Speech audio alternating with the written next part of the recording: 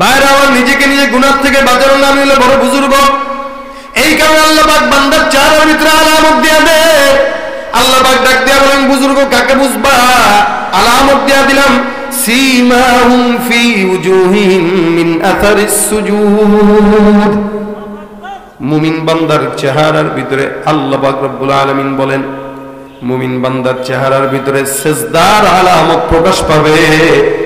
মুমিন বান্দার চেহারার দিকে তাকাইলেই বোঝা যাবে বান্দা নামাজি না বেনামাজি। ঠিক কিনা জোরে বল। যার বান্দার নফস ঠিক আছে সে নামাজি হবে, যদি নফস ঠিক নাই বুঝতে হবে বেনামাজি।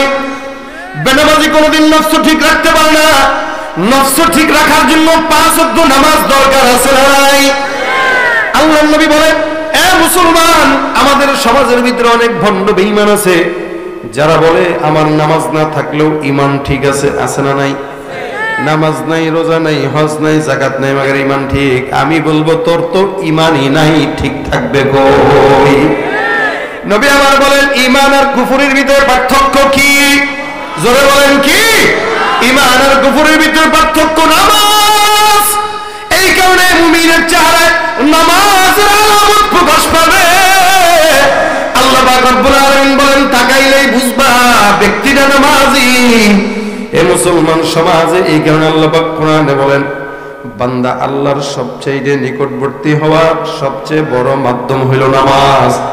আল্লাহ পাক রব্বুল আলামিন বলেন, ওয়াসজুদু ওয়াকতারিব, বান্দা সিজদা দাও আর আমি আল্লাহর নিকটবর্তী হও। আমি আপনাদের সামনে যে ছোট্ট আয়াতে কারিমা তেলাওয়াত করেছি, আল্লাহ পাক এই আয়াতে অনেক মূল্যবান একটা নসিহত বান্দাকে করলেন। আল্লাহ পাক বলেন, ইয়া আইয়ুহাল্লাযীনা আমানু, হে মুমিনরা, ঈমানদারেরা। দেখেন এই ঈমানদার নামটা কে দিয়েছেন? আল্লাহ আমাদেরকে দিয়েছেন। নাম দিয়েছেন আল্লাহ। এটা মহব্বতের নাম, অনেক মহব্বতের নাম। আল্লাহ পাক মহব্বত করে আপনাকে আমাকে ঈমানদার বলেছেন। এর চেয়ে বড় সৌভাগ্য একজন মুমিনের জন্য হতে পারে না। তার মানে ঈমান আমার ভিতরে আছে বলেই আমি মুমিন। যার ভিতরে ঈমান থাকে সে কি? মুমিন। যার ভিতরে ঈমানের নূর থাকবে সে মুমিন। আর আল্লাহ নিজে আমাদেরকে বলতেছে, হে মুমিন। তার মানে আমরা ঈমানদার, কিন্তু মুখে মুখে, অন্তরে না। যদি মুখে মুখে নাই হইতাম, অন্তরে অন্তরে হইতাম, কোনদিন আর্জেন্টিনা ব্রাজিলের জন্য বউরে তালাক দিতে পারতাম না। আর্জেন্টিনা ব্রাজিলের জন্য বন্ধুরে হত্যা করতে পারতাম না। কিন্তু আমাদের মুখে মুখে বাকি, ঈমান ভিতরে নাই। আল্লাহ পাক বলেন, হে মুমিনেরা, তোরা তো ঈমানদার নিজেকে দাবি করস, তো তোদেরকে একটা নসিহত করি। কু আনফুসাকুম, তোমরা নিজেরা নিজেদেরকে বাঁচাও, হেফাজত করো জাহান্নামের আগুন থেকে, দোজখের আগুন থেকে, গুনাহ থেকে নিজেকে নিজে বাঁচাও। কথা বুঝতেছেন? ঘুমাইতেছেন নাকি? নিজেরা নিজেকে বাঁচাও। আমরা সমাজের ভিতরে অন্যকে নিয়ে ফিকির করতে পছন্দ করি বেশি। অন্য কি করলো, অমুকের বিরুদ্ধে, তমুকের বিরুদ্ধে গীবত, শেকায়াত যা আছে আমরা সমাজে এটা করতে পছন্দ করি বেশি। এই জন্য আল্লাহ বান্দারে নসিহত করলেন, কু আনফুসাকুম, নিজেকে নিজে বাঁচাও। নিজে তুমি জাহান্নামের আগুন থেকে আগে বাঁচো, তারপর অন্যের ফিকির করো। যদি নিজেকে না বাঁচাইতে পারো, অন্যের ফিকির আজীবন করলেও কোনো ফায়দা নাই। আপনি নিজেকেই বাঁচাইতে পারলেন না, আপনি অন্যকে কিভাবে বাঁচাবেন? বিশাল সমুদ্রের ভিতরে ঝড় আসলো, তুফান আসলো, ওই সময় যদি আপনি অন্যের ফিকির করেন, যাহারে ওরে আমি কিভাবে বাঁচাবো, আমি সাঁতার কাটবো, তাকে এক কাঁধে নেবো, ওকে আরেক কাঁধে নেবো, নিয়ে নিয়ে তারপর সাঁতার কাটবো। আরেকজনের ফিকির করছেন তো নিজে মরছেন। আর নিজের ফিকির করবেন, অন্যকে ছেড়ে দেন। ওই সময় যা, আগে আমি সাঁতার কাটে কিনারে যাই, নৌকা একটা নিয়ে এসে তারপরে সবগুলোরে বাঁচাইতে পারবো। আর ওই ফিকির না করে যদি আগে নিজেই চিন্তা করেন, কারে নেবো, কারে নেবো, কে আমার বন্ধু আছে দেখি কারে নেওয়া যায়, এই কারে নেওয়া যায় চিন্তা করলে নিজেও বাঁচবেন না, অন্যকেও বাঁচাইতে পারবেন না। এই জন্য আল্লাহ বলেন, কু আনফুসাকুম, আগে নিজেকে বাঁচাও, ওয়া আহলিকুম নারা, এরপরে তোমরা অন্য যারা আছে এদেরকে বাঁচাও। অন্যকে আপনার পরিবার, আপনার সন্তান, আপনার মা, আপনার বাবা, এটা হচ্ছে আপনার আহল। আল্লাহ বলেন আহলিকুম, তোমাদের পরিবার আছে, বিবি বাচ্চা আছে, সন্তান আদি আছে, এদেরকে তারপরে বাঁচাও। আগে নিজে বাঁচো, তারপরে অন্যকে বাঁচাও। এটা আল্লাহ পাকের আদেশ। আমরা সমাজের ভিতরে অন্যকে নিয়ে ফিকির করতে করতে নিজের অবস্থা শেষ। আগে একটা স্লোগান দেই, কি? নারায়ে তাকবীর, আল্লাহু আকবার। আল কোরআনের আলো, কথা কয় না, জোরে বলেন, আল কোরআনের আলো। এই যে ঘরে ঘরে জালো বলছেন, এটা হলো অন্যের ফিকির, এটা নিজের ফিকির না। ঘরে ঘরে জালো বা সংসদে জালো, যেটাই বলেন, এগুলো হলো সব অন্যের ফিকির, নিজের ফিকির না। আমি এই স্লোগানটাকে একটু পরিবর্তন করে যদি আপনারা বুঝাই, আল কোরআনের আলো, দিলে দিলে জালো। কিসে কিসে বলেন? দিলে দিলে জালো মানে কু আনফুসাকুম, দিলে দিলে জালো মানে আলাইকুম আনফুসুকুম, তোমরা নিজেরা নিজেকে বাঁচাও। এটাই হলো আল কোরআনের আলো, দিলে দিলে জালো। ঘরে ঘরে জ্বালাইতে যায়, সংসদে জ্বালাইতে যায়, নিজের ভিতরে নাই নবীর সুন্নাত, এই ঘরে ঘরে আগুন জ্বলতেছে। চিন্তা করছেন যে নিজেকে সুন্নতের আলো জ্বালাইতে পারলো না, সে সংসদকে কেমনে জ্বালাবে? কিভাবে জ্বালাবে? ঘরে ঘরে কিভাবে জ্বালাবে? আমরা গ্রাম দেশে একটা জিনিস দেখতাম আগে, ওই পাটকাঠিতে আগুন ধরাইতো, ধরায় এলাকায় এলাকায় বাড়িতে বাড়িতে কুপিতে আগুন দিত। যেই ঘরে আগুন জ্বলতো, চারপাশের 10-15 জনের ঘরওয়ালারা এসে কুপি নিয়ে আসো, এসে বলতো আমাদেরকে একটু আগুন দেন। দেখছেন আপনারা এটা? অধিকাংশ হইতে পোলাপান, দেখবে কোত্থেকে? তা আমরা ছোটবেলায় এটা দেখতাম, কুপি নিয়ে 14 জায়গার ঘর থেকে আইসা এসে সিরিয়াল দেয়া, আমাদেরকে একটু দেন, আমাদেরকে। যে ঘরওয়ালা আগুন জ্বালাইছে পাটকাঠিতে, সে এখন 14 জনের বিলাইতে বিলাইতে বিলাইতে বিলাইতে অবশেষে দেখতো ফপ করে নিজের আগুনটা নিভে গেছে। হয়তো না এটা নিভে গেছে। হাই হাই হাই, মানুষের ঘর জ্বালাইতে যায়, নিজের ঘরে অন্ধকার। আল কোরআনের আলো ঘরে ঘরে জ্বালতে যায়, এখন নিজের ঘরে নাই নামাজ, নিজের ঘরে নাই রোজা, নিজের ঘরে নাই পর্দা, নিজের ঘরে নাই সুন্নতের কোন বালা, সে অন্যের ঘরে আগুন জ্বালায়। এই জন্য স্লোগান হবে ভিন্ন, আল কোরআনের আলো, দিলে দিলে জ্বালো। কোথায় জ্বালবে? দিলে দিলে, দিলে দিলে। কু আনফুসাকুম, নিজেকে বাঁচান মিয়া। নিজেকে যে না বাঁচাইতে পারলো, সে কাউকে বাঁচাইতে পারবে না। আর যে নিজেকে বাঁচাইতে পারবে, সে সারা দুনিয়াকে বাঁচাইতে পারবে। তবলিগে চলে গেছেন চিল্লায়, নিজের ঘরের বউ এখনো পর্দা শিখে নাই। আপনি নিজের ঘরে পর্দা ঢোকান, তারপর অন্যকে পর্দার ওয়াজ করেন। আপনার সন্তান নামাজ আদায় করে না, আপনি মানুষকে নামাজের দাওয়াত দেন, তাকে নামাজের দাওয়াত দেওয়ার আগে নিজের সন্তানকে নামাজি বানান। এটা হলো কু আনফুসাকুম ওয়া আহলিকুম নার। কেন? নিজে যদি আপনি ইমানের পথে চলেন, অন্য যদি নাও চলে, আপনার কোনো সমস্যা নাই। আল্লাহ রাব্বুল আলামিন বলেন, ইয়া আইয়ুহাল্লাযীনা আমানু আলাইকুম আনফুসাকুম লা ইয়াদুররুকুম মান দাল্লা ইযা ইহতাদাইতুম। হে বান্দা, তোমরা নিজেরা নিজেদের চিন্তা করো, নফসের চিন্তা করো। যদি কোনো বান্দা তুমি ইমানের রাস্তায় চলার পর ওই বান্দা, আশেপাশের কোনো বান্দা যদি গোমরাহের রাস্তায় চলে, আমি আল্লাহ পাক রব্বুল আলামিন তোমাকে কোনোদিন ধরবো না তার গোমরাহি রাস্তায় সে চলার কারণে। তুমি তোমার হিসাব দিবা, সে তার হিসাব দিবে। লা তাজিরু ওয়াজিরাতুন উযরা উখরা। দুনিয়ার জমিনে যতগুলা বান্দা দেখেন, কেউ কারো বোঝা বহন করবে। প্রত্যেকটা বান্দা প্রত্যেকটা নিজে নিজের বোঝা বহন করবে। দুনিয়ার জমিনে আমি আমার চিন্তা করব, আপনি আপনার ফিকির করে। এ মুসলমান, এই কারণে আল্লাহ পাক বারবার বান্দাকে ডাক দিয়া বলে, মুমিন বান্দা তোমরা নিজেরা নিজেদের ফিকির করো। কোন মুমিন বান্দা যদি নিজের গুনাহের ফিকির করে, ওই বান্দা অন্যের গুনাহ নিয়ে কোনোদিন সমাজের ভিতরে গীবত আর শিকায়াত করতে পারবে না। চায়ের দোকানে বসে বসে নানান মানুষের গীবত গায়ে আসে না নাই? সমাজের ভিতরে চায়ের দোকানে বসে বসে অন্যের দোষ, অমুক জায়গায় যাকে পায় কারো যদি দোষ তার জানা থাকে, এই বান্দাটা সমাজের ভিতরে বিচরণ করে করে আরেকজনের দোষ বর্ণনা করে করে নিজের শান্তি পায়।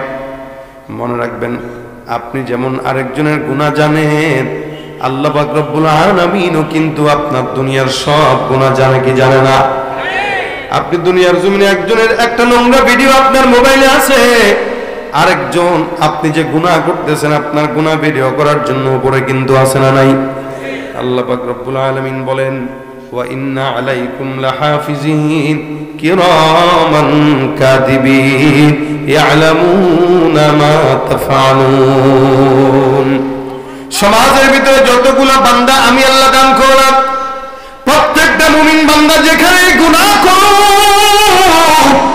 আল্লাহ পাক রব্বুল আলামিন বলে তোদেরকে সংরক্ষণের জন্য আমি রব্বুল আলামিন সম্মানিত দুইজন ফেরেশতা রাখলাম, যেই ফেরেশতারা তোদের সমস্ত গুনাহগুলো লিখবে। কিয়ামতের ময়দানে আমি আল্লাহ সেই গুনাহগুলো বান্দার সামনে স্পষ্ট করে দিব। রাসূল সাল্লাল্লাহু আলাইহি ওয়াসাল্লাম বলেন মান সাতারা মুসলিমান সাতারাহুল্লাহু ইয়াউমাল কিয়ামা। দুনিয়ার জমিনে কোন বান্দা যদি কোন বান্দার দোষ গোপন রাখে আল্লাহ পাক রব্বুল আলামিন বলেন কিয়ামতের ময়দানে আমি রব্বে কারীম ওই বান্দার সমস্ত দোষগুলো গোপন রেখে দিব। দুনিয়ার কোন মানুষের গুনাহ যদি আপনি জানেন, আপনার আমার গুনাহ জানেন কে? জবানটা খুলে বলেন কে জানেন? এই জন্য মুসলমান নবীর উম্মত আল্লাহ পাক রব্বুল আলামিন বলেন অন্যকে নিয়ে ফিকির করার দরকার নাই, তুমি তোমাকে নিজেকে নিয়ে ফিকির করো, নিজেকে নিয়ে চিন্তা করো। দুনিয়ার জমিনে যে নিজেকে নিজে নিয়ে ভাবলো ওই বান্দাটা নিজে নিজেকে নিয়ে ভাবার কারণে জান্নাতি হয়ে গেল। এ মুসলমান, এই কারণে আল্লাহ পাক জায়গায় জায়গায় বান্দাকে বলতেছে বান্দারা খবরদার, সমাজের মানুষের ফিকির করা দরকার নাই, তুমি তোমার গুনাহের ফিকির করলে তুমি জিন্দেগিতে অন্যের বিরুদ্ধে কথা বলার সুযোগ তুমি আর কথা না। তুমি প্রত্যেকদিন কত গুনাহ করতেছো, সকালবেলা থেকে রাত্রে পর্যন্ত হাঁটতে হাঁটতে গুনাহ, শুইতে শুইতে গুনাহ, পশমে পশমে গুনাহ। প্রত্যেকটা বান্দা গুনাহগার। আল্লাহ পাক রব্বুল আলামিন বান্দাকে গুনাহের মজা দিলেন, আবার বান্দাকে গুনাহের সাজার ভয় দিয়েছেন, ঠিক কিনা বলেন? বান্দা গুনাহের ভয় যত, এই গুনাহের মজা যদি বান্দা ফিকির করতো যে গুনাহের ভয়টা কিন্তু তার চাইতেও বেশি। কোন বান্দা জিন্দেগিতে কোনোদিন গুনাহের কাছে এক বিন্দু আগাইতে পারতো না। বান্দা যদি ফিকির করতো আমার গুনাহগুলো আমার চোখের সামনে দেখা যায়, বান্দা যদি ফিকির করতো আমি যেই গুনাহটা করলাম গুনাহটা যদি আল্লাহ পাক রব্বুল আলামিন প্রকাশ করে দিত, এই গুনাহ নিয়ে জিন্দেগিতে কোনোদিন আমি নিজে ওয়াজ করতে পারতাম না। এলাকার কোনো মানুষ কোনোদিন মানুষের সামনে বুক ফুলে কোনোদিন হাঁটার সুযোগ পাইতো না, ঠিক কিনা ধরে কর। কিন্তু সমাজের ভিতরে আপনার মতো আমার মতো নালায়েক বান্দা না খান্দা বান্দা নাজিস বান্দার অভাব নাই। এরপরও দুনিয়ার মানুষ আমরা অন্যের গুনাহ নিয়ে সমাজের ভিতরে খেলা করি। মনে রাখবেন যে অন্যের গুনাহ নিয়ে নাড়াচাড়া করে আমার মাওলাই কিন্তু কিয়ামতের ময়দানে তার গুনাহ নাড়াচাড়া করে বান্দাকে বুঝায় দিবেন। সেদিন আপনি বান্দার সামনে কিভাবে জবানটা দেখাবেন এই ফিকিরটা আপনি করেন। এ মুসলমান, আল্লাহ পাক রব্বুল আলামিন বলে এই কারণে নিজের ফিকির নিজে করো। তোমার গুনাহ তুমি এমন করো না, গুনাহের দিকে যদি তাকায় কোনদিন জান্নাত পাওয়ার আশা করা যায় না। এ মুসলমান, গুনাহের এমন অবস্থা, গুনাহ দিয়ে কোনদিন বান্দা আল্লাহ পাকের কাছে ক্ষমা আশাও করতে পারে না। কারণ আমাদের অন্যায় এত বেশি হয়ে গেছে, তওবা সারা জিন্দেগি করলেও মালিক কিন্তু আমাদেরকে ক্ষমা করার মতো অবস্থায় নেই। ইচ্ছাকৃত গুনাহ করে, প্রকাশ্যে গুনাহ করে, আবার বান্দা বারবার গুনাহ করে। শয়তান বান্দার ধোঁকা দিয়ে বলে এ বান্দা তুই চিন্তা করিস না, তোর মালিক তো একজন আছে, বান্দা তোর যত মন চায় গুনাহ কর, আল্লাহ তোরে ক্ষমা করে দিবে। শয়তান বান্দারের নেক সুরাতে ধোঁকা দেয়, যার কারণে বান্দা প্রত্যেকদিন গুনাহ করে। আজকে ঘুষ খায়, কালকে আবার গুনাহ, কালকে আবার তওবা করে, পরের দিন ঘুষ খায়, তারপরে আবার তওবা করে। কলমের দিয়া কামায়, সুন্দর করে করে হারাম টাকা কামায়, সুদের টাকা খায়, জেনা করে, আবার স্কুল কলেজের ভিতরে মিষ্টিও বিতরণ করে। আছে না নাই? আর্জেন্টিনার দল সাপোর্ট করতে যায়, ফেসবুকের ভিতরে লিখতেছে যে হুজুরদেরকে বয়কট করলাম। কেন? হুজুররা আর্জেন্টিনার বিরোধিতা করছে, খেলার বিরোধিতা করছে। প্রয়োজনে মেসির দল করতে যায়, যদি ইহুদি হওয়া লাগে তাও হইতে রাজি আছে। আস্তে কয় নাউজুবিল্লাহ। কত বড় নালায়েক বেঈমান হলে এই কথা বলতে পারে? একটা মুসলমান ফেরাউনের সন্তান যখন এই কথা জবান দিয়া বলে, আল্লাহর কসম সে কোনদিন মুসলমান হতে পারে না। তুমি নবীর উম্মত দাবি করো, সুন্নাহ মানো না, নবীর অপমানে তোমার হৃদয় কাঁদে না। তুমি নবীর উম্মত দাবি করো, সুন্নাহ মানো না, নবীর অপমানে তোমার হৃদয় কাঁদে না। তুমি বিজাতীয় সংস্কৃতিতে সপেছ পরাণ, বিজাতীয় সংস্কৃতিতে সপেছ পরাণ। তুমি কেমন মুসলমান, তুমি কেমন মুসলমান? বলেন, নামাজের সাথে নাই পরিচয়, মানো না কোরআন। নামাজের সাথে নাই পরিচয়, মানো না কোরআন। তুমি কেমন, তুমি কেমন মুসলমান? সুদের টাকায় প্রাসাদ গড়ো, ঘুষ ছাড়ো না, দিন দুঃখী না খেয়ে মরে খবর রাখো না। তুমি ঘুষ খেয়ে অবিচার করো, সাজিয়া প্রধান, ঘুষ খেয়ে অবিচার করো, সাজিয়া প্রধান। তুমি কেমন মুসলমান, তুমি কেমন মুসলমান? নামাজের সাথে নাই পরিচয়, মানো না কোরআন। নামাজের সাথে নাই পরিচয়, মানো না কোরআন। তুমি কেমন মুসলমান? ঠিক কিনা? মুসলমান তাকে বলা যায় যে নিজের ইসলামকে ইহুদি নাসারার জন্য ছোট করে, সে মুসলমান। এত গুনাহ করলাম এরপরও নিজের খবর নেই, হুজুরকে বিরোধিতা করে। এ মুসলমান, আল্লাহ পাক বলেন তুই নিজের ফিকির কর। নিজের ফিকির যেই বান্দা করলো সেই বান্দা জান্নাতি। নিজের ফিকির যে করতে পারলো না সে জাহান্নামী। কারণ নিজের ফিকির যে করে সে নিজেকে গুনাহ থেকে হেফাজত করে। যে নিজের ফিকির নিজে করে না সে কোনোদিন গুনাহ থেকে বান্দাকে নিজেকে নিজে দূরে রাখতে পারে না। এই কারণে আল্লাহ বলেন, মুমিন তুমি ঈমানের রাস্তায় চলতে যে অন্যের দোষ যদি তোমার চোখের সামনে প্রকাশ পায় তুমি ধরো না। কারণ তুমি যদি ধরো তাহলে আমি আল্লাহ তোমাকে ধরতে পারি। তুমি বান্দারে ধরবার কতটুকু?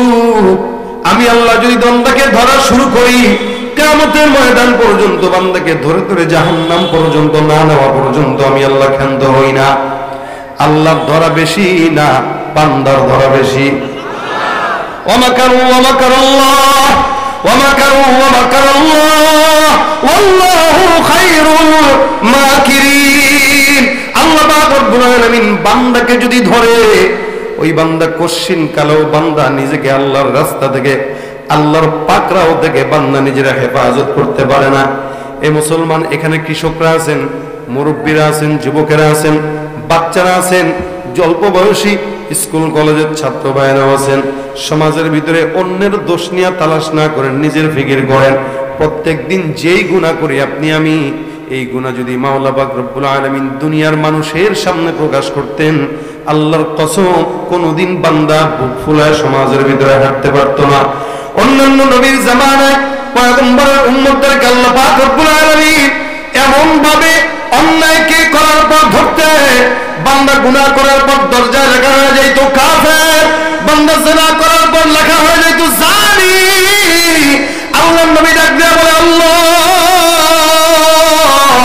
আমার বান্দারা যদি গুনাহ করে মালিক তুমি আমার বান্দাদেরকে কিচ্ছু বইলো না, আমার বান্দাদেরকে কোনোদিন গজব দিয়া হত্যা করো না, আমার বান্দাদেরকে কোনোদিন তুমি মহামারী দিয়া দুনিয়ার জমিন থেকে ধ্বংস করো না।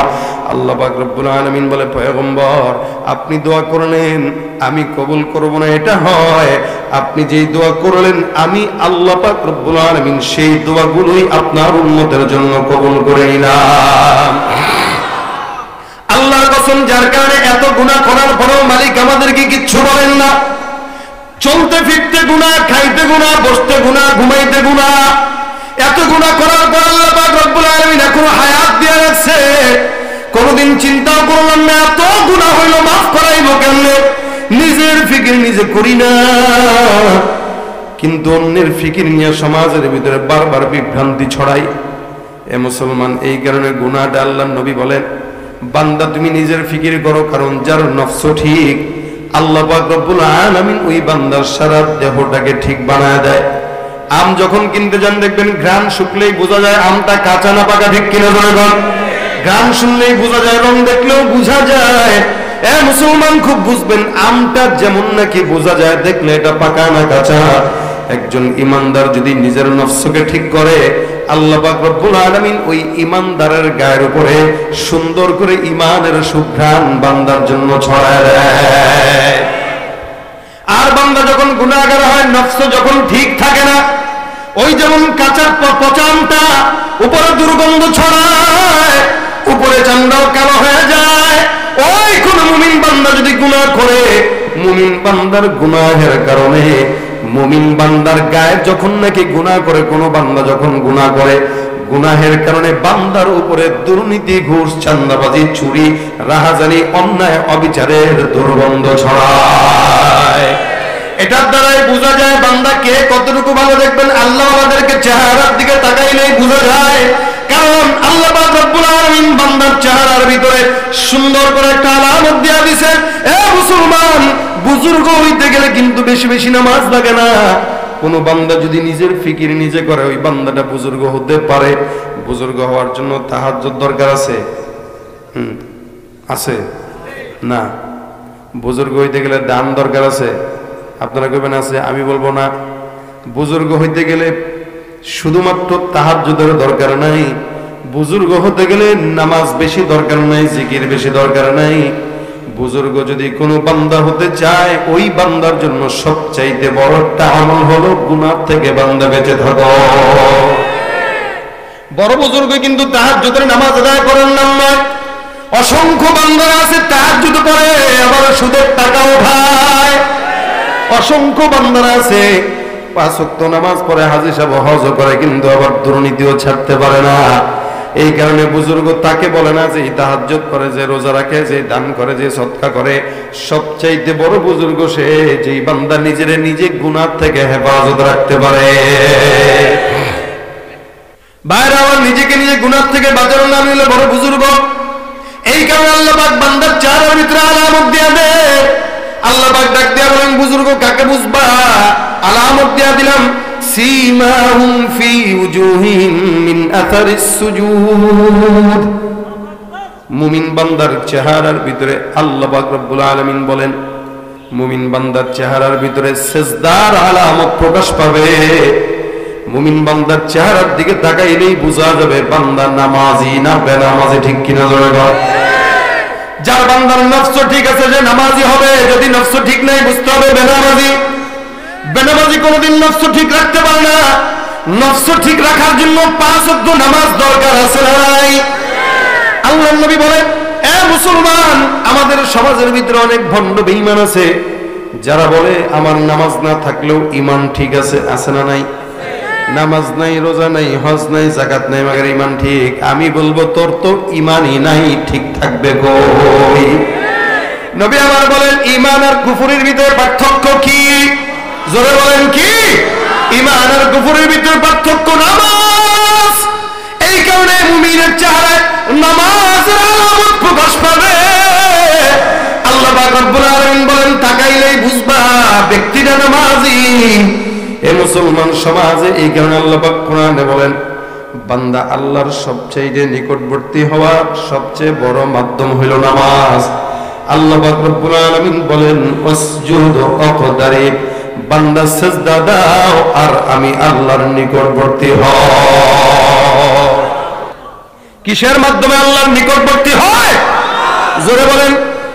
নামাজের মাধ্যমে, সিজদার মাধ্যমে। সাহাবায়ে কেরাম বলে, আমরা কখনো কখনো দেখতাম পয়গম্বর নামাজ পড়তে, আল্লাহর নবীর দিল এমন অবস্থা ছিল, নামাজের হালত ছিল এমন, নবী আমার নামাজে দাঁড়াইতে কখনো কখনো দেখতাম পয়গম্বর যেন কি খাবেন, কি ধরবেন। সাহাবায়ে কেরাম নামাজের পরে ডাক দেয়া বলেন, ইয়া রাসূলুল্লাহ, আপনি নামাজের ভিতরে কি যেন ধরতে যান, কি যেন খাইতে যান হুজুর। নবী আমার বলেন, তোমরা কেমনে বুঝলা? সাহাবীরা ডাক দিয়া বলতেন, ইয়া রাসূলুল্লাহ, আপনার দাড়ি মোবারক নড়াচড়া করতে, তাই আমরা বুঝতাম আপনি কিছু একটা খাইতে চান অথবা ধরতে চান। আল্লাহর নবী ডাক দিয়া বলেন, সাহাবা আজমাইনের দল, আমি পয়গম্বর যখন নামাজ আদায় করি আল্লাহ পাক নামাজের ভিতরে জান্নাতের ফলমূল আমি পয়গম্বরের চোখের সামনে বিছায় দেয়। এটা হলো বান্দার নামাজের একাগ্রতা, যেটা বান্দার নফসকে ঠিক করে দেয়, বান্দাকে নিজেকে নিজে নিয়ে ভাবার চিন্তা ফিকির ঢোকায় দেয়। এই কারণে নবী বলেন, নামাজ যদি পড়ো, এক সাহাবীর বেশি পয়গম্বরের কাছে জিবরিল ফেরেশতা এসে ডাক দিয়ে বলেন, ইয়া রাসূলুল্লাহ, ইবাদত যদি করা লাগে কেমনে করবে? ইবাদত কি, কেমনে করা উচিত? নবী আমার ডাক দিয়া বলেন, আনতা আবুদাল্লাহা কাআন্নাকা তারা ফাইন লাম তাকুন তারাহু ফাইন্নাহু ইয়ারাক। ইবাদত বান্দা এমন ভাবে করবা যাতে তুমি ইবাদতের ভিতরে তুমি তোমার মাওলাকে দেখো। তাকে মাওলারে দেখা সম্ভব? কথা কয় না? রাসূল বলেন, ইবাদত এমন ভাবে করো, আনতা আবুদাল্লাহা কাআন্নাকা তারাহু ফাইন লাম তাকুন তারাহু ফাইন্নাহু ইয়ারাক। নামাজের ভিতরে তুমি দাঁড়ায় গেলে তোমার খেয়াল রাখবা তুমি তোমার মাওলারে দেখো। আর যদি তোমার দিলে খেয়াল না হয়, তুমি তোমার দিলের হালতটা এমন রাখো, আমি নামাজে দাঁড়াইলাম, কেউ না দেখুক, দেখেন কে? আল্লাহ পাক রব্বুল আলামিন 24টা ঘন্টা কোন বান্দাকে কেউ যদি না দেখেন, দেখেন আমার আল্লাহ। যার কারণে এই জিনিসটা যদি কোনো বান্দা ফিকির করে যে আমার মাওলা আমারে দেখে, আল্লাহ পাক রব্বুল আলামিনের দেখার ভয় যদি কোনো বান্দা দিলে রাখে, ওই বান্দা কোনোদিন ঘুষ, দুর্নীতি, চাঁদাবাজি, রাহাজানি করতে পারে না। ভাইরা আমার খুব বুঝবেন, এই কারণে আল্লাহ পাক রব্বুল আলামিন বলে, তোমরা তোমাদের নফসের ফিকির করো। নফস যখন ঠিক হবে বান্দা নামাজ ধরবে, নফস যখন ঠিক হবে বান্দা ইবাদত ধরবে, নফস যখন ঠিক হবে বান্দা চুরির থেকে বাঁচবে, নফস যখন ঠিক হবে বান্দা গুনাহ থেকে বাঁচবে, নফস যখন ঠিক হবে বান্দা জবান দিয়ে মাওলার জিকির উঠায় দিবে, নফস যখন ঠিক হবে বান্দা কোনোদিন কোনো মানুষের জায়গা জমি নিয়ে দুর্নীতি করতে পারবে না। ঠিক কিনা জয় বল? বাইরে আমার এটা হলো নিজের নফসকে নিয়ে ফিকির করা। সাহাবাজ বাইনা নিজের নফসকে নিয়ে ফিকির করতে। এক সাহাবী আল্লাহর নবীর কাছে এসে ডাক দিয়া বলতেছেন, হানজালা রাদিয়াল্লাহু তাআলা আনহু পয়গম্বরের কাছে এসে ডাক দিয়া বলেন, ইয়া রাসূলুল্লাহ, আমার নফসের অবস্থা কেমন? আমি মনে হয় মুনাফিক হয়ে গেছি। আল্লাহর নবীর কাছে একজন সাহাবী এসে ডাক দিয়া বলেন, পয়গম্বর, নিজের নফসকে যখন নিজের দিকে তাকাই মনে হয় আমি মুনাফিক হয়ে গেছি। নবী আমার ডাক দিয়া বলতেছেন, কেন তোমার এই জিনিসটা কেন আসে? সাহাবী ডাক দিয়া বলে, ইয়া রাসূলুল্লাহ, আমার দিলের ভিতরে এই হালতটা আসার পিছনে সবচেয়ে বড় কারণ, পয়গম্বর, আমি যখন আপনার মজলিসে বসি, আল্লাহর নবী আমার দিলটা বলে আপনার জন্য আমি জান দিতেও তৈয়ার হয়ে যাব, কিন্তু আমি যখন এখান থেকে উঠে অন্যত্র চলে যাই, হে পয়গম্বর, আমার দিল মনে হয় দুনিয়ার পিছনে মায়ের হয়ে যায়। আল্লাহ নবী আপনার সামনে একরকম, আপনার বিপরীতে আরেক রকম। হে পয়গম্বর, আপনি বলেন এটা তো মুনাফিকের আলামত। নবী আমার ডাক দিয়া বলেন, হানজালার টেনশনের কারণ নাই, কারণ যেই গাছে বড়ই থাকে সেই গাছেই কিন্তু পোলাপান ঢিল মারে। ইমান যেই দিলের ভিতরে থাকে ওই দিলেই শয়তান আঘাত করতে যায়, ঠিক না?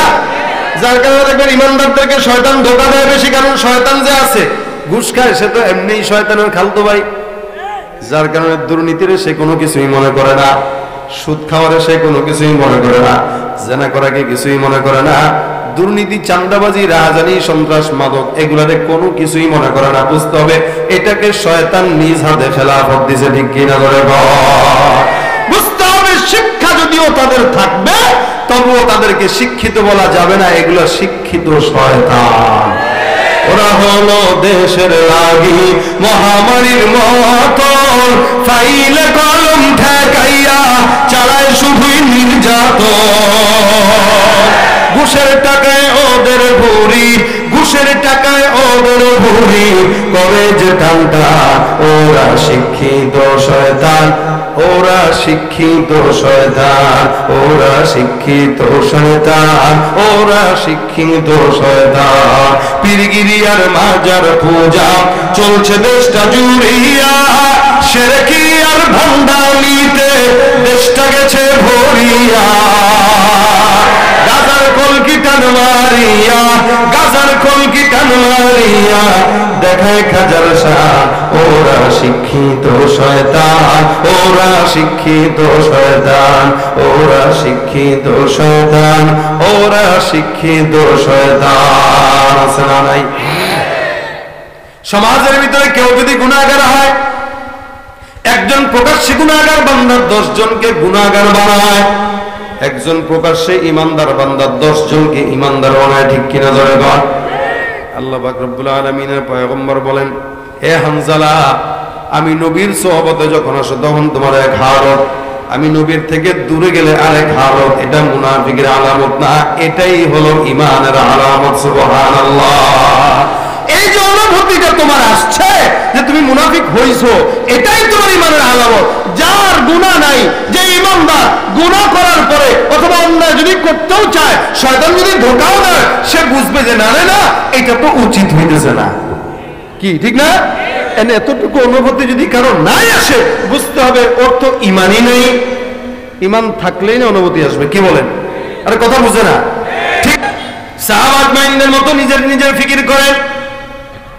এ মুসলমান খুব বুঝবেন, আমিরুল মুমিনিন হযরত ওমর ফারুকের নাম শুনছেন না শুনেন নাই? মুসলমান ঘরের সন্তান বেহায়ার মতো, বেলাজের মতো খেলোয়াড়ের নাম জানে, মাগার সাহাবা একরামদের নাম জানে না। এক ভিডিওর ভিতরে দেখলাম একজন জিজ্ঞাসা করতেছে মুসলমান বাইরে, বলেন তো 4 জন নবীর নাম বলেন দেখি, শুনি পারেন কিনা। ওই আল্লাহর বান্দা মুসলমান বলতেছে আবু বকর, ওমর, ওসমান, আলী। নবী না সাহাবী? কথা কয় না। যে মুসলমান সাহাবীর নাম জানে না, ওরে মুসলমান বলা যায়? আমিরুল মুমিনিন ওমর ফারুক ইসলামের কয় নম্বর খলিফা? জোরে কোন মিয়া? দ্বিতীয় খলিফা, অর্ধ জাহানের খলিফা আমিরুল মুমিনিন হযরত ওমর ফারুক নিজেকে নিজে নিয়ে কেমনে ফিকির করে, খুব দিল দিয়ে শুনবেন মুসলমান। আপনি আমি নিজের ফিকির করি না। আমার চিন্তা কেমনে আরেকজনকে মুমিন বানাবো, আরেকজনকে মুসলমান বানাবো, অর্থাৎ আরেকজনকে নিজে ফিকির করি, নিজেকে নিজে নিয়ে ফিকির করার টেনশন আমাদের সময় নাই। খুব বুঝবেন মুসলমান নবীর উম্মত হযরত ওমর রাদিয়াল্লাহু তাআলা আনহু নিজেকে নিজে নিয়ে ফিকির করে কেমনে। রাসূলের এক সাহাবী ছিলেন হযরত হুযায়ফা রাদিয়াল্লাহু তাআলা আনহু। হুযায়ফা ইবনুল ইয়ামান রাদিয়াল্লাহু তাআলা আনহু রাসূলের একজন সাহাবী। এই সাহাবীর কাছে আল্লাহর নবী সুন্দর করে মুনাফিকের লিস্টি ধরায় দেন। উনি জানতেন মদিনার ভিতরে মুনাফিক কে, মুমিন কে। ওমর রাদিয়াল্লাহু তাআলা আনহু একদিন হুযায়ফা রাদিয়াল্লাহু তাআলা আনহু ডাক দিয়ে বলতেছেন, হুযায়ফা বলো দেখি, আমি ওমরের নামটা ইমানদারের খাতায় আছে নাকি মুমিনের মুনাফিকের খাতায় আছে? কে বলতেছে? হযরত ওমর বলতেছে। এমন বড় একজন সাহাবী হযরত ওমর রাদিয়াল্লাহু তাআলা আনহু বলেন, বলো তো ইমানদারের খাতায় আছে নাকি আমার নামটা মুনাফিকের খাতায় আছে? আমিরুল মুমিনিন এই কথা শোনার পর হুযায়ফা ডাক দিয়া বলতেছে, আমিরুল মুমিনিন আপনি কি বললেন? এই জিনিসটা আমার পয়গম্বরের নিষেধ আছে, কাউরে বলা যাবে না। কেমনে আমি আপনারে বলি? আপনি নিজেকে নিজে নিয়ে তো ভাবার দরকার নাই। আল্লাহর নবী আমাকে বলছেন দরকার নাই, কাউরে বলা আমি বলতে পারবো না। হযরত ওমর রাদিয়াল্লাহু তাআলা আনহু মনের ভিতরে পেরেশান, আমি ওমরের নামটা যদি মুনাফিকের খাতায় থাকে তাহলে তো আমার অবস্থা বেগতিক হয়ে যাবে। অর্ধ জাহানের খলিফা আমিরুল মুমিনের মতো একজন সাহাবী, এই সাহাবী যদি এই জিনিস নিয়ে ফিকির করে আমি ঈমানদার না বেঈমান, তাহলে আপনার আমার কত ফিকির করা দরকার। হযরত ওমর রাদিয়াল্লাহু তাআলা আনহু বাসায় চলে গেলেন। দেখেন একজন আমিরুল মুমিনের ক্ষমতা থাকার পরেও হুযায়ফারে কিচ্ছু বলেন না। হুযায়ফা তারে বলেন না, আমিরুল মুমিনিন ঘরের ভিতরে চলে যায়। একদিন যায়, 2 দিন যায়, 3 দিন যায়, রাত্রিবেলা আমিরুল মুমিনিনের চোখে ঘুম আসে না। হযরত ওমরের টেনশন, আর মনে মনে ফিকির করে বলে, আল্লাহ, আমি আমিরুল মুমিনিন, এত বড় আমিরুল মুমিনিন হওয়ার পর যদি আমার নামটা মুনাফিকের খাতায় থাকে, তাহলে আমি ওমরের দাম মালিকের কাছে নাই। যে ওমর রাদিয়াল্লাহু তাআলা আনহু দুনিয়ার জমিনে জান্নাতের সার্টিফিকেট পাইছেন। রাসূল বলেন আবু বকর জান্নাতি, ওমর জান্নাতি, ওসমান জান্নাতি, আলী জান্নাতি। আপনার আমার ব্যাপারে আল্লাহর নবীকে এই কথা বলছেন কিনা জোরে গন্ধ? যেখানে ওমরের ব্যাপারে নবী বলেন লাউ কানা বাদি নবী, আমার পরে কোন নবী যদি আল্লাহ দুনিয়াতে পাঠাইতে, আমার পরের নবীটাই হইতো, অন্য কেউ নয়। কে হইতো? সেই ওমর নিজেকে নিজে ফিকির করে বলে আল্লাহ, আমি নিজেকে নিজে নিয়ে এত ব্যস্ত, মালিক গো আমি ওমরের নামটা কি ইমানদারের খাতায় নাকি মুনাফিকের খাতায় আমি ওমর জানি না। 2-3 দিন পর গভীর রাতে একদিন হুযায়ফার দরবারে যায়। যাওয়ার পরে দরজার ভিতরে টোকা দিয়ে জিজ্ঞাসা করে, হুযায়ফা ডাক দিয়ে বলে কে? বলে আমি আমিরুল মুমিনিন। হুযায়ফা ডাক দিয়ে বলতেছে আমিরুল মুমিনিন কেন আসলেন? আপনি একবার সংবাদ দিলেই তো আমি নিজে আপনার দরবারে চলে যাইতাম। ওমর ডাক দিয়ে বলে হুযায়ফা, তোমার জিনিস এখানে নয়, এখানে আমার ফিকির, যার কারণে আমি তোমার কাছে ছুটে আসলাম। তুমি একটু জবাব দিবে, একটা প্রশ্ন আছে। হযরত হুযায়ফা আমিরুল মুমিনিন ডাক দিয়ে বলে হুযায়ফা, আল্লাহর কসম করে বলো আমি যদি মারা যাই তুমি আমার জানাজার নামাজ পড়বা কিনা? আমিরুল মুমিনিন ডাক দিয়ে বলতেছে হুযায়ফা, তুমি একটু বলো আমার জানাজার নামাজ তুমি পড়বা কিনা? হযরত হুযায়ফা ডাক দিয়ে বলতেছেন হে আমিরুল মুমিনিন, কি বলতেছেন এই কথা? আপনার মতো ওমরের জানাজা আমি পড়ব না, এটা হয় না। না, আমি ওয়াদা করলাম, কথা দিলাম, আপনার ইন্তেকালের পর আপনার জানাজা সর্বপ্রথম কাতারে যারা আমি হুযায়ফা পড়ব।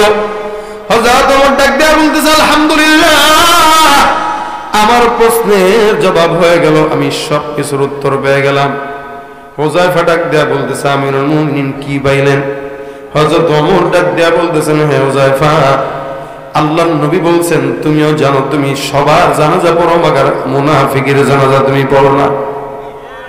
এর দিন তোমার জিজ্ঞাসা করলাম তুমি আমার জানাজা, আমার নামটা ইমানদারের খাতায় নাকি মুনাফিকের খাতায়, এটা সেদিন তোমার আমি বলতে বলছি, কিন্তু তুমি আমারে বলো নাই।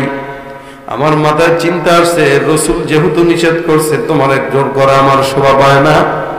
আমি জিজ্ঞাসা করলাম তুমি আমার জানাজা পড়বা কিনা? যেহেতু তুমি হুযায়ফা মুনাফিকের লিস্টে থাকাওয়ালা, তুমি যদি আমার জানাজার নামাজ পড়ো, আমার বোঝা হয়ে গেল আলহামদুলিল্লাহ আমি ওমরের নামটা ইমানদারের খাতায় আছে, মুনাফিকের খাতায় নাই। সাহাবা আজমাইনদের ফিকির কিভাবে দেখেন? আপনার আমার ফিকির কি মনে করছেন আপনি আমল দিয়ে মনে হয় জান্নাতে যাবে? না না, আপনার আমার গুনাহ যতটুকু, এই গুনাহ নিয়ে কোনোদিন আল্লাহর জান্নাত পাওয়ার মতো আশা করা যায় না। হে নবীর উম্মত, এই কারণে নবী আমার ডাক দিয়া বলতেছেন বান্দারা বেশি বেশি নিজের নফসকে নিয়ে ভাবো, নিজেকে নিয়ে ভাবো, কারণ নফস যার ঠিক ইদা সলহাত সলহাল জাসাদু কুল্লুহু ওয়া ইদা ফাসাদাত ফাসাদাল জাসাদু কুল্লুহু আলা ওয়া হিয়াল কলব। খুব বড় সড় ওয়াজ দরকার নাই, ভাঙ্গা গলার 2-4টা কথা লাস্টে আপনাদেরকে বলবো, এটা মনে রাখবেন। রাজি আছেন তো ইনশাআল্লাহ? কোন মুমিন বান্দা মাহফিল আসবে, যদি শিখতেই না পারলো এটা মাহফিল না। আসবো, বসবো, 2টা কথা শুনবো, শিখবো, বাসায় যাব, ইনশাআল্লাহ আমল করবেন, মাহফিলটা নাজাতের উসিলা হয়ে যাবে। ঠিক কিনা বলেন? নবী আমার ডাক দেয়া বলেন নিজের ফিকির করো। কোন বান্দা নিজের ফিকির করে যদি ইনশাআল্লাহ আল্লাহ তারে বান্দার মতো বান্দা বানায় দেয়। গুনাহ আপনার আমার আছে, সবারই আছে, কিন্তু গুনাহ যে মাফ হয়েছে এটার কোনো গ্যারান্টি নেই। সাহাবা আজমাইনদের গুনাহ মাফ হয়ে গেছে, গ্যারান্টি আছে, কিন্তু আপনার আমার গ্যারান্টি নাই। আল্লাহ পাক নিজে বলেছেন রাদিয়াল্লাহু আনহুম ওয়া রাদু আন, আল্লাহ পাক তাদের উপরে খুশি, আল্লাহর উপরেও তারা খুশি, কিন্তু আল্লাহ পাকের উপরে আমরা খুশি, মাগার আল্লাহ আমাদের উপরে খুশি নাই। ঠিক কিনা? এই কারণে ভাইরা আমার, গুনাহকে নিজের থেকে হেফাজত করার জন্য, গুনাহ থেকে নিজেকে হেফাজত করার জন্য নবী আমার বলেন, আল্লাহ পাক কোরআনে বলেছেন ফাসাব্বিহ বিহামদি রাব্বিকা ওয়াস্তাগফির। বান্দারা বেশি বেশি আল্লাহর নবী আপনি ইস্তেগফার করেন। নবী আমার ইস্তেগফার করা মানে নবী আমার কিন্তু গুনাহগার নয়। আল্লাহর নবীকে ইস্তেগফারের আদেশ দেওয়া মানে আপনাকেও আমাকেও আদেশ দেওয়া।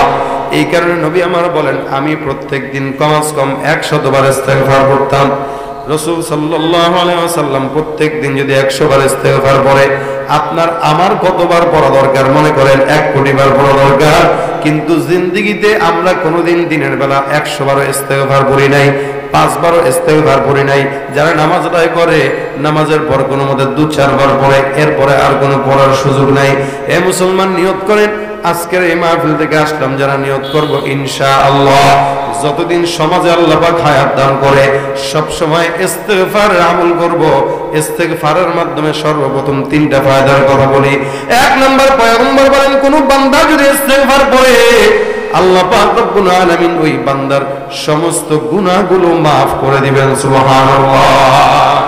2 নম্বর কি, ইস্তেগফার যদি কোনো বান্দা পড়ে, এই যে সরকার থেকে শুরু করে সমস্ত নেতৃস্থানীয় লোকরা বলতেছেন দুর্ভিক্ষ আসবে 2023-এ, বলতেছে না এটা দুর্ভিক্ষ যে আসবে, আমি আপনাদেরকে বলতে পারি ইনশাআল্লাহ কেউ যদি ইস্তেগফারের আমল করেন দুর্ভিক্ষ কোশ্চিন কালেও আপনার সামনে আসবে না। রাসূল বলেন ইস্তেগফারের আমল যে বান্দা করবে আল্লাহ পাক তার রিজিক অভাব দূর করে দিবেন। এর 1 নম্বর হলো কেউ যদি ইস্তেগফার করে কি হয়, বলেন বলেন বলেন, গুনাহ মাফ হয়। 2 নম্বর কেউ যদি ইস্তেগফার করে কি হয়, অভাব দূর হয় রিজিকের। 3 নম্বর কেউ যদি ইস্তেগফার করে বিপদ আপদ বালা মুসিবত থেকে আল্লাহ হেফাজত করেন। যা কিছু শুনলেন 2 দিনের মাহফিলে, এটা যদি ভুলেও যান কোনো সমস্যা নেই। আমি সর্বশেষে ভাঙা ভাঙা গলায় যে কথাগুলো বললাম ওগুলাও ভুলে যান, কোনো সমস্যা নাই। কিন্তু একটা জিনিস যদি মনে রেখে বাসা পর্যন্ত নেন, আজকের মাহফিলে যারা আসলাম প্রত্যেকে যাব ইস্তেগফারের আমলটা নিয়ে ইনশাআল্লাহ। খেত খামারে কাজ করেন, দোকানপাটে কাজ করেন, চাকরিজীবী চাকরি করেন, চেয়ারম্যানি করেন, বাজারে দোকানপাট আছে বসে আছেন, হাতের কাজ আছে, পায়ের কাজ আছে, জবানের কোনো কাজ নাই। জবানের কাজ একটাই উঠায় রাখবো, আস্তাগফিরুল্লাহ আস্তাগফিরুল্লাহ আস্তাগফিরুল্লাহ আস্তাগফিরুল্লাহ, পড়ে না আস্তাগফিরুল্লাহ আস্তাগফিরুল্লাহ আস্তাগফিরুল্লাহ আস্তাগফিরুল্লাহ, রাজি আছি না নাই? পড়বেন তো ইনশাআল্লাহ। প্রত্যেকে যদি এই আমলটা বাসা পর্যন্ত নেয় আজকের মাহফিল কামিয়াব। আমি যে কষ্ট করে কথা বলতেছি মনে হচ্ছে শরীর ভেঙে পড়তেছে, এরপরও যে কথা বললাম এখানে আমার ফায়দাটা কি? আমার ফায়দা হলো আমি বাসা পর্যন্ত যাব, গাড়িতে বসে থাকবো, আপনারা ইস্তেগফার করবেন, আমি গাড়িতে বসে সওয়াব পাবো। আপনারাও যদি আবার কাউকে বলেন, সেও যদি এভাবে পড়ে, আপনিও ঘরে বসে বসে সওয়াব পাবেন। ইস্তেগফার বান্দার রিজিকের বন্ধ দুয়ার খুলে দেয়, বিপদের দুয়ার বন্ধ করে দেয়, বান্দার গুনাহ মাফ করে বান্দাকে পবিত্র বানায় দেয়। নিজের ফিকির নিজে করেন, অন্যের টেনশন করা দরকার নাই। কারণ আপনার আমার অসংখ্য গুনাহ আল্লাহর কাছে ভিডিও করা আছে। দুনিয়াতে যদি আমাদের ভিডিও কারো কাছে থাকে 10 লাখ টাকা দিয়ে হলেও সেটাতে আমরা ভাঙাইতে চাই যে ভাই ডিলিট করে দেন, কত লাগবে নেন। মানুষের মোবাইল থেকে ভিডিও ডিলিট করতে পারবেন, আল্লাহরটা থেকে পারবেন নি? সম্ভব? আমারও যেই গুনাহ আছে আল্লাহ যদি ধরে ভাই, আল্লাহর কসম নাজাত পাওয়ার কোশ্চিন কালেও প্রশ্ন উঠতে পারে না। কিন্তু মনে রাখবেন আল্লাহ পাক বান্দারকে আমলের কারণে জান্নাত দেন না, আল্লাহ পাক আল্লাহর রহমতে দেন এবং বান্দা কিছু উসিলা তালাশ করবে, সেই উসিলার মাধ্যমে দেন। উসিলা উসিলা কি উসিলা?